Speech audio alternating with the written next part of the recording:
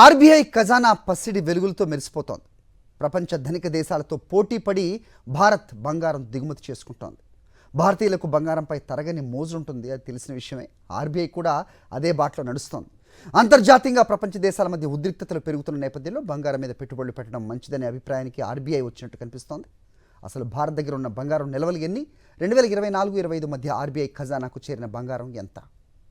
Watts the story? పసిడిపై RBI మోజు కొనసాగుతూనే ఉంది.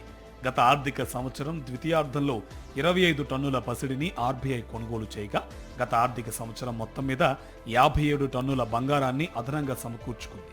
దీంతో ఆర్బీఐ దగ్గర బంగారం నిల్వలు మార్చి నాటికి 849.59 టన్నులకు చేరినట్టు అధికారిక డేటా తెలియజేస్తోంది. ఈ కాలంలో పసిడి ధరలు 30% ర్యాలీ చేయడం గమనార్హం.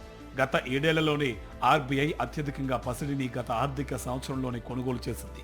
అంతర్జాతీయంగా భౌగోళిక ఉద్రిక్తతలు పెరిగిపోయిన తరుణంలో సురక్షిత సాధనమైన బంగారానికి ఆర్బీఐ ప్రాధాన్యం పెంచినట్లు తెలుస్తోంది. ఆర్బీఐ పసిడి నిల్వల్లో 512 టన్నులు స్థానిక ఖజానాల్లో ఉంటే 348.62 టన్నులు bank of England, bank of international settlements వద్ద 18.98 టన్నుల గోల్డ్ డిపాజిట్ల రూపంలో కలిగి ఉంది. గత ఆర్థిక సంవత్సరం మొదటి 6 నెలల్లో ఆర్బీఐ తన బంగారం నిల్వల్లో కొంత మొత్తాన్ని స్థానిక ఖజానాలకు మళ్లించడం గమనార్హం.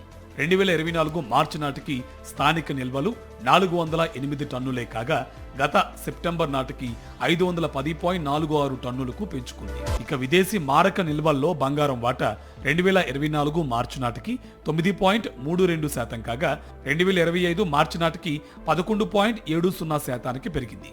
ఇక 2024 సెప్టెంబర్ నాటికి $706 బిలియన్ ఫారెక్స్ నిల్వలు ఉంటే, ఈ ఏడాది మార్చి నాటికి $668.33 బిలియన్ తగ్గాయి. ఇవి 10.5 నెలల దిగుమతుల అవసరాలకు సరిపోతాయి. బంగారం అనేది భారతీయుల సెంటిమెంట్.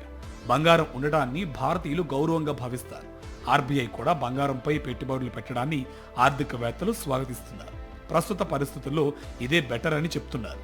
భారతదేశంలో ఆర్థిక సంస్కరణల తర్వాత ఇంత పెద్ద ఎత్తున ఆర్బీఐ బంగారం దిగుమతులు చేయడం, ఫారెక్స్ నిల్వలు కాస్త తగ్గినప్పటికీ భారీగా ఉండడం మంచి పరిణామమని ఆర్థిక నిపుణులు వ్యాఖ్యానిస్తున్నారు.